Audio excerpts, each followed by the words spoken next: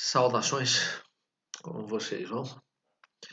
Bom, espero que bem, que essa correria tenha nos feito pensar sobre a vida, sobreviver.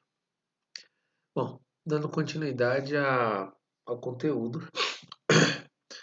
a gente vai discutir hoje Sartre e a corrente existencialista política do século XX, bem como a hermenêutica como um método interpretativo da filosofia.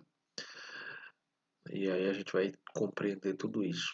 E fica restando apenas mais um material, que é sobre o marxismo e a escola de Frankfurt, para a gente concluir esse capítulo e avançar para o próximo. Tranquilo? Então, vamos adiante. Bom, quando a gente para refletir sobre Sartre e sobre o existencialismo, é preciso que a gente remonte aí um tempo atrás, que vocês estudaram Soren Kierkegaard. Kierkegaard é considerado o pai do existencialismo. No entanto, galera, quando a gente fala em pai do existencialismo, a gente está falando de uma perspectiva de existência humana e não o existencialismo político. Como vocês bem viram, o pensamento de Kierkegaard dialoga tanto com a filosofia quanto com a religião e faz essa busca, essa interpretação do homem e de sua existência vinculado à ideia de uma religiosidade que coordenaria essa existência. Quando a gente vai pensar em Sartre, já no século XX, Sartre é um existencialista sob o ponto de vista político. O que seria esse político nesse contexto? A ideia de que você existe dentro de uma sociedade, suas ações dentro dessa sociedade repercutem ou, de certa forma, são ações políticas. Então, quando a gente pensa em esse existencialismo sartriano, ele é um existencialismo que dialoga com a nossa existência dentro do espaço social, dentro da sociedade e, como tal, dentro de uma ação política, ok? Então, vamos ao pensamento de Sartre. Sartre e o existencialismo. Como vocês bem sabem, a fenomenologia de Husserl, que a gente viu na aula passada, influenciou diversos movimentos, diversas linhas de pensamento no século XX. E, como eu disse lá na aula passada, uma dessas abordagens filosóficas que foi influenciada pela fenomenologia do Husserl está, óbvio, a existência, a filosofia da existência ou o existencialismo, que foi aí desenvolvido e aprofundado sob essa perspectiva no século XX. Para os existencialistas, a fenomenologia, de certa forma, abriu um mundo de possibilidades, abriu uma discussão muito ampla e muito significativa, porque permitiu a esses existencialistas olharem para a realidade sob uma perspectiva diferente do que a tradição anterior fazia. A tradição anterior que discutia, que debatia sob o ponto de vista, por exemplo, do determinismo, de que nós estamos nesse mundo inseridos dentro de uma ordem, dentro de uma sequência de fatos, dentro de uma estrutura estática que vai se desenvolver independente da nossa vontade. Os existencialistas, de posse do método fenomenológico, vão observar, vão estudar, vão aprofundar esses estudos e perceber que não. Nós não estamos submissos a um determinismo, mas também não temos uma liberdade absoluta, uma liberdade que nos permite fazer qualquer coisa. O que temos é uma consciência, e aí olha o conceito de Russell retirado de lá de sua fenomenologia. Olha o conceito de consciência intencional. hum? Então, a intenção da consciência é a intenção da consciência em direção a algo. Então, eu não tenho uma liberdade que é absoluta, mas eu tenho uma liberdade que é direcionada de forma intencional para alguma situação. E, se vocês pararem para refletir, vocês viram isso lá no 8º ano, tá longe pra caramba. Para Sartre, liberdade é escolha. Então, se você pode escolher e você faz uma escolha intencional, você está criando espaços de liberdade. Então, essa liberdade seria um elemento extremamente importante dentro dessa lógica para se pensar o existencialismo.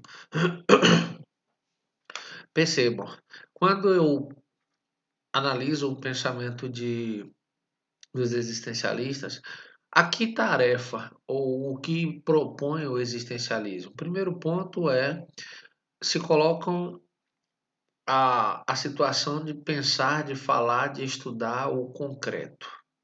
Os existencialistas não estão preocupados com um conceito, com a construção de um conhecimento metafísico. Não. Eles estão preocupados e objetivando estudar o concreto. Como eu disse, eles vão lançar mão do conceito de intencionalidade da consciência. Que intencionalidade é essa? A ideia de se ter noção, de se ter claro direcionamento do que você pretende fazer ao tomar consciência de algo. Então, esse conceito acaba sendo extremamente caro ao existencialismo e ele é retirado da filosofia fenomenológica do Russell. Sartre, que para além de filósofo, foi também um ativista político, foi um cara que participou diretamente de diversos movimentos na França. Ele não foi um filósofo de escritório, sentado, trancafiado numa sala, refletindo de forma abstrata sua obra. Não, ele foi para a rua. Ele foi para os embates, foi para os protestos, participou desses movimentos, panfletou, por exemplo, no maio de 68. Então, ele vivenciou todas essas transformações sociais pelas quais a França estava passando naquele contexto. E ele esteve presente, existindo enquanto parte da história que se desenrolava ali na França. Ele foi companheiro, né? Foi casado, esteve junto da Simone de Beauvoir, cuja a obra dialoga muito com o pensamento feminista. Ela é uma das principais feministas, ao lado, por exemplo, da Beth Friedan, do século XX. E o que é interessante, e eu me recordo agora, para fazer esse link, quando você para pensar sobre uma frase que é clássica da Simone de Beauvoir, que ela diz que não se nasce mulher, torna-se mulher.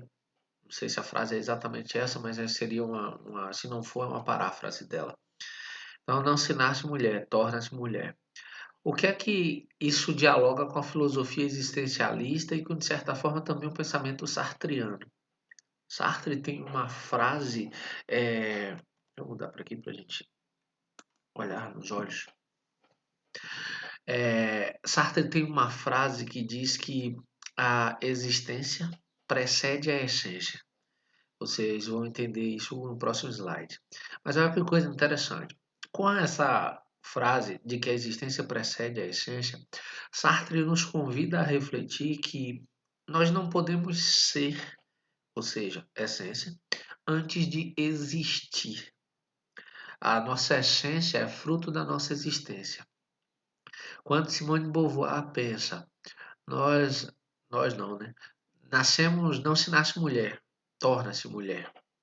O que é que ela está falando sobre isso? Que não basta que você tenha nascido sobre o sexo feminino e que a sociedade já tem estabelecido regras e pontos no qual você vai se inserir como parte dessa engrenagem maior que é a sociedade. São suas relações, são suas formas de interpretar o mundo e de se relacionar com essas interpretações que vão tornar você quem você é. Percebe o existencialismo presente tanto do pensamento sartreano quanto no pensamento da Simone de Beauvoir? E o quanto esse estar na realidade, esse fazer parte da realidade, esse viver a realidade, acaba sendo um ponto de se construir enquanto sujeito, de se construir enquanto ser humano, de se construir enquanto existência e antes da essência. Tranquilo? Então vamos adiante. Sartre faz filosofia, de certa forma, de um jeito mais dinâmico, vou pensar assim. Sartre escreveu tratados filosóficos, Sartre escreveu romances, peças de teatro, ministrou conferências e ele tinha como ideal ao fazer todas essas formas de escrita, escrever biografias, ele tinha como objetivo, de certa forma, facilitar o acesso das pessoas que não são especializadas ao seu conhecimento, ao que ele estava discutindo. Ele não estava preocupado em dizer da forma mais complicada possível o que as pessoas precisavam entender da forma mais simples possível. E aí ele foi acusado, ele foi rechaçado por inúmeros dos seus pares, ou seja, por outros filósofos que achavam que ele estava vulgarizando a filosofia, que ele estava indo além da flexibilização possível da filosofia. No entanto, o objetivo dele era nobre, porque o objetivo dele era tornar esse conhecimento filosófico, esse conhecimento da realidade acessível a todas as pessoas.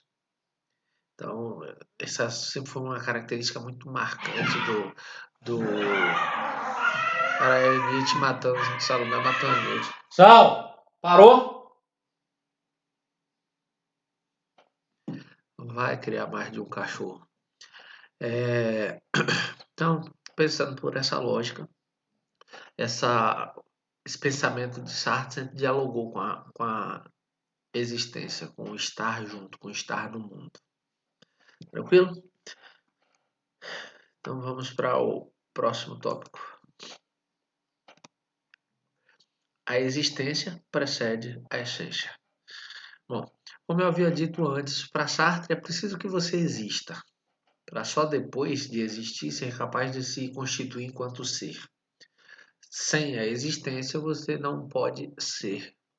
Então, essa frase é, de certa forma, um emblema, é um dos cartões de visita do pensamento existencialista de Sartre. O que é interessante é, antes de iniciar sua existência, o ser humano não é nada. Torna-se algo somente depois de vivenciar a história da sociedade em que se vive e a própria história. Ou seja, a gente existe dentro desse contexto histórico. Somos frutos das relações que estabelecemos aqui. Antes disso, antes do lugar social que ocupamos, das atividades que desempenhamos, de como pensamos a sociedade, não há a possibilidade nem o espaço social para que a gente exista. Se a gente não existe, sob o ponto de vista dos existencialistas, então a gente não pode ser. A essência do ser humano é resultado de um longo trabalho que ele opera sobre si mesmo. A gente costuma dizer, e eu gosto muito desse tipo de reflexão, faço inclusive com certa frequência nas aulas, nas minhas falas, no meu cotidiano, que nós inventamos a nós mesmos. Nós estamos numa busca permanente por melhorias, por nos tornarmos outros. Sejam aqueles que se preocupam muito em se tornarem um dia depois do outro melhores do que são agora. Imagina o seguinte: se você é fruto das transformações que você opera sobre si mesmo, Sartre está dizendo que você escolhe ser quem é. Você admira um determinado profissional, admira um determinado artista, admira um determinado esportista, tem nessa figura uma referência, mas você pode trilhar seu próprio caminho que te aproxime daquela realidade. Você só precisa fazer as escolhas. Você só precisa abrir mão das coisas que, em certa medida, atrapalham a construção desse eu que você deseja. Então, para Sartre, é essa a lógica. Porque só há um fim dessas possibilidades no pensamento existencialista, só há um fim dessas possibilidades com a morte. Enquanto você estiver vivo, você é passível de qualquer transformação. Só a morte para Sartre encerra essa realidade. Só a morte finaliza essas possibilidades. Tranquilo? Vamos adiante. O que ele disse, o processo de elaboração de si mesmo que o ser humano deve realizar é interrompido somente com a morte. De acordo com Sartre, a morte transforma a vida em destino. Como assim? Lembra que eu falei lá atrás que o existencialismo vai contrapor o determinismo? O determinismo parte do princípio de que a vida é um destino e que as coisas acontecem como devem acontecer. Os existencialistas vão dizer que não. A vida só se transforma em destino quando ela termina. Por quê? Porque já não pode ser alterada. Olha o que o pensamento vai nos conduzir, para onde o pensamento vai nos conduzir. Durante a vida, sempre existe a possibilidade de o ser humano atribuir novos sentidos a si mesmo e de tomar novas decisões. Não há destino enquanto se vive, porque você está se transformando, você está se construindo, está se elaborando o tempo todo. Se você pode mudar, você não está engessado dentro de um caminho previamente estabelecido que seria a ideia de destino. A existência é um atributo do ser humano que o diferencia das coisas. Por quê? Porque enquanto as coisas estão fechadas em si mesmas, o ser humano é o único que perpetuamente questiona suas decisões e sua própria trajetória. E aqui cabe uma pausa. Olha que coisa interessante. Vocês estão no terceiro ano. Vocês transitaram desde o princípio da vida estudantil de vocês em direção a algo, ao terceiro ano, e a esperança que, chegando ao terceiro ano, tivessem claro, bem estabelecido em seus campos de visão, todas as possibilidades do que poderiam ser, do que poderiam escolher para suas próprias vidas. Vivenciaram ao longo desses anos na escola uma trajetória relativamente tranquila de aulas, de avaliações, de aprovações, de algumas dificuldades no entendimento de uma ou outra disciplina. Se imaginaram em diversas profissões e foram selecionando os campos de conhecimento com os quais mais se identificavam para se aproximarem deles enquanto profissionais. Algumas claramente já haviam escolhido suas próprias trajetórias, seus próprios caminhos a seguirem. Esse ano em particular, 2020, vocês precisaram se reinventar. Precisaram se reinventar porque, fora de tudo que vocês haviam planejado, a gente precisou estabelecer um isolamento social fruto da pandemia que a gente está inserido agora.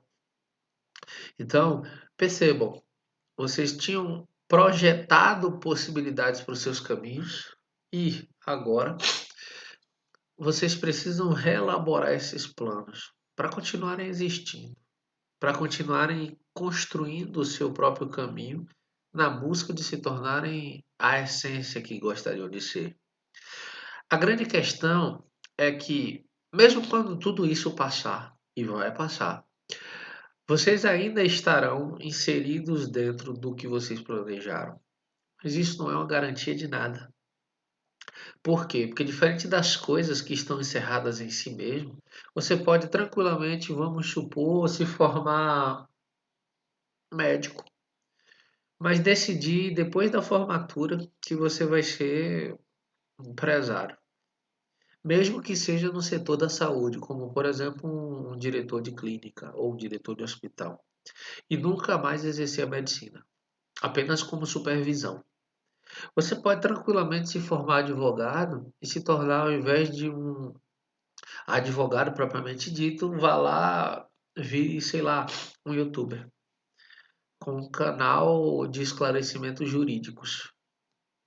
Percebe como você está em permanente transformação, que o meio ele te dá as possibilidades, mas ele não estabelece os limites para essas possibilidades. Dizem que coceira na mão é dinheiro, no nariz é o quê? Ah, que agonia. Bom, tá claro até aqui?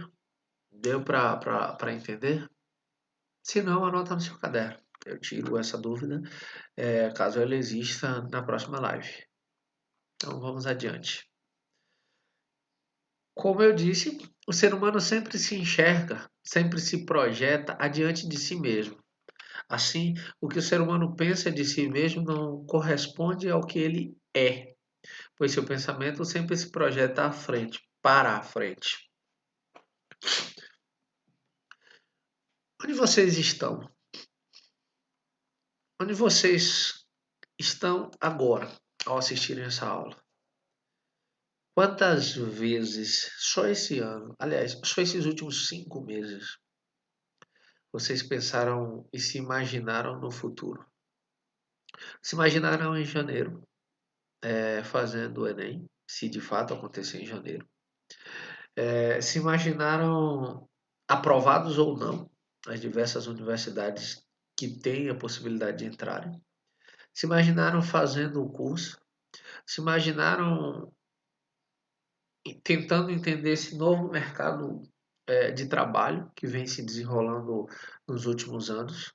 E agora, preocupados com os frutos, com os impactos dessa pandemia. Então perceba, vocês estão projetando sempre, vocês estão debruçados sobre um futuro que, como o próprio nome já diz, está lá na frente, é futuro, mas que já gera preocupações agora porque você já se imagina lá agora. Então Sartre vai dizer que nós acabamos não pensando em nós no momento em que somos, em que existimos, que a gente está pensando lá na frente. E como criar os meios para que o que a gente pensou se efetive enquanto realidade, se torne realidade. Tá claro? Então, vamos adiante. Talvez esse ponto, essa parte do capítulo tenha sido, na época em que eu conheci Sartre, um dos pontos que mais me aproximou do pensamento sartriano. O ser humano é o que dele se faz. Para os partidários do determinismo, como eu havia dito, o ser humano não é livre para agir, pois o mundo impõe limites às suas ações. Havia uma discussão na época, meu professor de geografia no cursinho tinha uma fala muito interessante. Ele dizia que nascer numa favela para os deterministas condenava você automaticamente a ser um traficante. Percebam que, por mais que a gente tenha evoluído, por mais que a gente tenha desenvolvido diversas outras formas de pensar, que a gente tenha construído um repertório cultural muito amplo, infelizmente essa visão determinista ainda prevalece para inúmeras camadas da sociedade da qual a gente faz parte. Para muita gente, esse determinismo ainda existe e ainda funciona como uma teoria legítima. E o próprio Estado, infelizmente, ainda trata os moradores de comunidades com a visão determinista, de que se nasceram na favela, expostos a todo tipo de miséria, tendem a se tornar marginais. Marginais que eu digo criminosos, porque à margem da sociedade essas pessoas infelizmente já estão. No entanto, quando Sartre está pensando essa lógica de que o ser humano se autoconstrói, ele está pensando que todo ser humano é capaz de construir a si mesmo, apesar de suas escolhas sofrerem alguma influência da história, do lugar em que se nasce, da época em que se vive e do corpo que se é. Imagina, você nasce no bairro nobre da cidade que você mora. Nasce filho de pessoas influentes na cidade em que você mora. Tem acesso à melhor educação, aos espaços sociais mais tranquilos, mais fluidos. Não tem necessidade básica nenhuma que tenha sido restrita, que tenha sido negada. E tem todas as possibilidades de se tornar o que quiser. Um outro sujeito nasce sem saber quem é o seu pai, por exemplo. Vive com a mãe, que é obrigada a se ausentar de casa mesmo na sua primeira infância para garantir os meios de sobrevivência dele. Está inserido num universo de restrições extremas, desde ao básico, que é a alimentação, a moradia, a saúde, a própria segurança. E Sartre vai entender que, dentro desse contexto, todas essas particularidades presentes em cada uma dessas realidades vão colaborar para que o sujeito se forme quem ele vai ser. Ah, que agonia. O sujeito se forme quem ele vai ser, se torne quem ele vai ser. E ele só vai se tornar esse sujeito existindo. Existindo dentro do espaço social que ele está. Existindo dentro da realidade, entendendo essa realidade, vivenciando essa realidade, para que ele seja capaz de existir e depois ser. Não à toa tem uma frase do Sartre que diz o seguinte: estamos condenados à liberdade. Esse estar condenado à liberdade nos parece uma contradição. Como a gente está condenado a ser livre, ou seja, como a gente está condenado a fazer o que quer. Essa ideia de condenação presente no pensamento de Sartre, ela dialoga com a ideia de que a gente não pode não escolher. E como a gente não pode não escolher, a gente está condenado. Mas condenado a quê? A ser livres. Ou seja, condenados a fazer escolhas sempre, mesmo quando a gente acha que não está escolhendo. Quando eu escolho maratonar uma série ao invés de maratonar um livro, e o livro me acrescentaria muito mais, é uma escolha. É uma escolha boa? Não, mas é uma escolha. Se eu escolho dormir 15 horas ao invés de dormir 6 ou 7 e usar esse restante de horas para me tornar uma pessoa melhor, é uma escolha. E eu vou colher o que eu tenho construído. Eu vou me tornar o ser humano fruto dessas escolhas. Essas escolhas feitas de forma livre. Só que quando você pensa nesse cenário que Sartre coloca como o espaço social, o espaço familiar, o espaço escolar, sua realidade como parte de quem você se torna, ele tem uma frase clássica que diz o seguinte: não importa o que fizeram de você, importa o que você faz com o que fizeram de você. Então ele diz: não importa o que a realidade criou para você, as dificuldades e todas as misérias que você foi obrigado a passar. Importa o que você faz com elas, como isso te transforma numa pessoa melhor.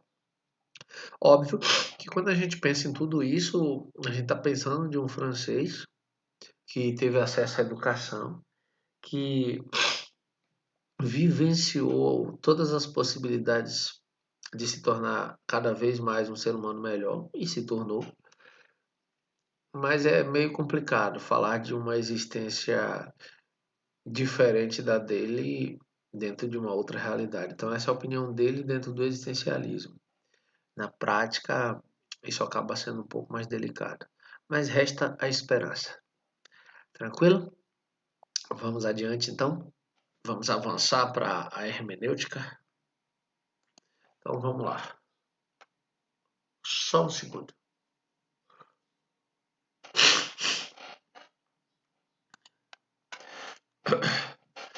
A hermenêutica.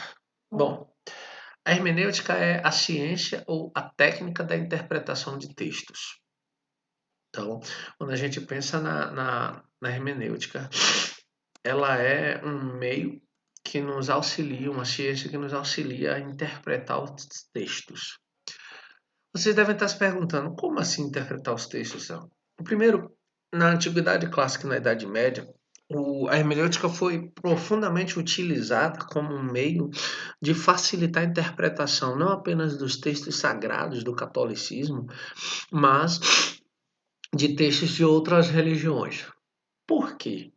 Porque se você para refletir, as religiões costumam fazer uso de alegorias, de histórias com E, para facilitar o entendimento de parábolas, de fábulas, para facilitar o entendimento de um determinado contexto, que se fosse explicado de forma objetiva, talvez criasse confusão. E como objetivo dos textos sagrados, como objetivo das falas religiosas é atingir as pessoas mais simples, de certa forma, ser acessível às pessoas mais simples, esse entendimento precisa ser facilitado. E o que, por um lado, é uma facilitação, que seria o uso dessas parábolas, dessas alegorias, para a interpretação real do que o texto quer dizer, isso acabava tornando o texto muito mais complexo do que o que se esperava dele. Então é aí que entra a hermenêutica, porque ela vai fazer uma interpretação profunda desses textos e interpretar o que cada uma dessas alegorias, o que cada uma dessas histórias vão ou querem narrar, vão ou querem dizer. Só que ela não fica restrita a o campo das religiões. Ela acaba também sendo inserida, a hermenêutica acaba também sendo inserida no campo do direito, já que os textos jurídicos também demandam interpretação. Os textos jurídicos, para além de sua complexidade natural, eles vão ser frutos de diversas interpretações. Se você conversar com um advogado sobre um determinado caso, ele vai te falar sobre o que está na letra da lei, ou seja, o que está escrito sobre aquela lei, mas vai te falar também sobre as diversas interpretações possíveis para aquela lei. E por isso o direito acaba flexibilizando diversos conceitos em sua aplicação. Nesse contexto, então, a hermenêutica entra também como facilitadora da compreensão desses textos. Tranquilo? Deixa eu ver qual é o próximo tópico.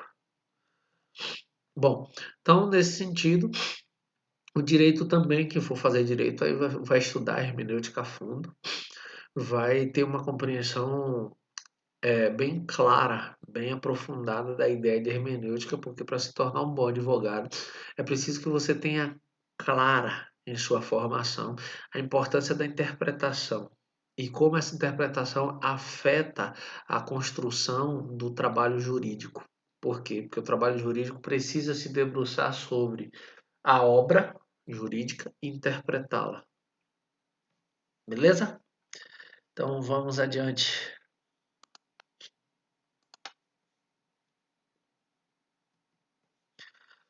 O conceito de interpretação, elaborado pela hermenêutica, logo se tornou matéria de relevância filosófica, extrapolando o domínio da leitura dos textos sagrados e jurídicos para, desculpa, aqui eu comi a letra A, se tornar matéria de investigação filosófica.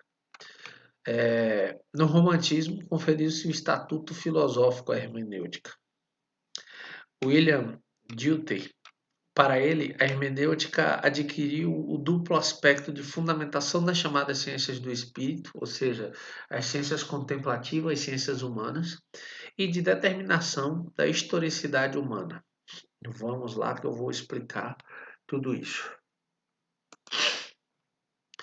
Se vocês pararem para refletir, não é apenas a história das religiões ou os textos jurídicos que fazem uso de termos e de abordagens complexas. A própria filosofia também o faz. Inclusive, a filosofia também lança mão de alegorias e de histórias para, de certa forma, contextualizar sua abordagem, o seu conhecimento. É só vocês lembrarem, por exemplo, da alegoria da caverna de Platão. Então, na medida em que a hermenêutica começa a oferecer esses resultados de aprofundamento da interpretação do texto, ela passa a ser vista também como uma possibilidade de ampliação do que o texto filosófico pode dar, pode entregar para quem está estudando. E aí no romantismo, que normalmente a gente pensa o romantismo só como um movimento literário, mas o romantismo também foi. Ô, vida! Pô, não álcool gel aí, por favor. O romantismo também foi um movimento filosófico e teve uma influência muito grande na forma de pensar e afetou, de certa forma, também a filosofia. Por mais que a gente tenha, por mais que a gente tenha é, poucos filósofos inseridos dentro da ideia de romantismo, Rousseau é um deles, Jean-Jacques Rousseau. É, a hermenêutica ganha esse status de filosofia, de campo de estudo da filosofia, de aprofundamento dos textos filosóficos. Ah,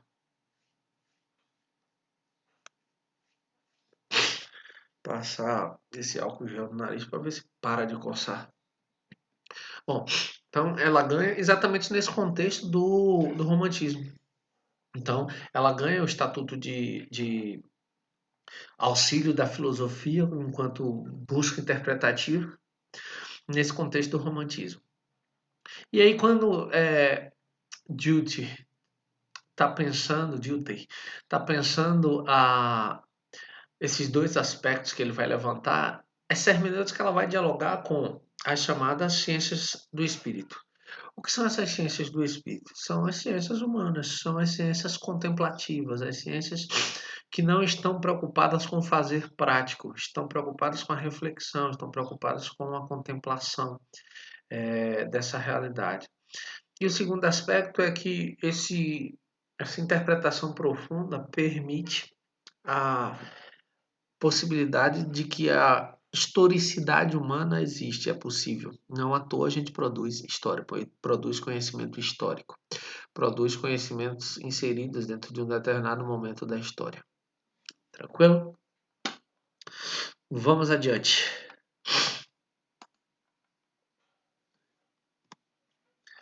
O círculo hermenêutico. Bom, a gente tem o Hans Georg Gadamer, 102 anos de vida, 102 anos de existência. Ele escreveu uma obra, a mais importante dele, né, que é Verdade e Método. E dentro dessa obra ele disse que a hermenêutica é um método possível, mas infinito. Por que um método possível, mas infinito? O método hermenêutico é possível porque sempre se realiza uma interpretação plausível do que é lido. Você lê um texto e automaticamente é capaz de interpretá-lo. Se essa interpretação é a melhor possível, não é uma garantia. Você pode ler e ter, por exemplo, uma interpretação equivocada. Ou você pode ler e ter uma interpretação superficial. Mas, ao ler o texto, quase sempre você tem uma interpretação plausível. Ou seja, uma interpretação coerente com o que você acabou de ler. Isso torna esse método possível. A interpretação, no entanto, não extrai um sentido definitivo do texto. já que diferentes épocas possibilitam elaborar múltiplos significados sobre o mesmo texto com base em várias abordagens. O que é que ele está dizendo aqui? Que ela é uma ciência possível, porque sempre vamos tirar uma interpretação, mas ela é uma ciência infinita, por quê? Porque cada leitura é uma nova leitura.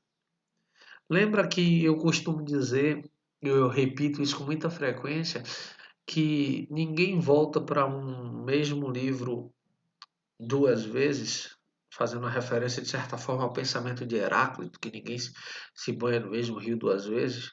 Por quê? Porque ao ler um livro pela segunda vez, suas referências, seu conhecimento, tudo isso já foi ampliado. E tudo isso vai oferecer para você uma leitura mais ampla, uma busca mais profunda. Suas referências são outras, suas experiências são outras. Então, óbvio, sua leitura vai ser mais aprofundada. Tranquilo? E aí a gente para pensar. Olha só, a existência de várias interpretações sobre o mesmo texto não é um defeito do intérprete.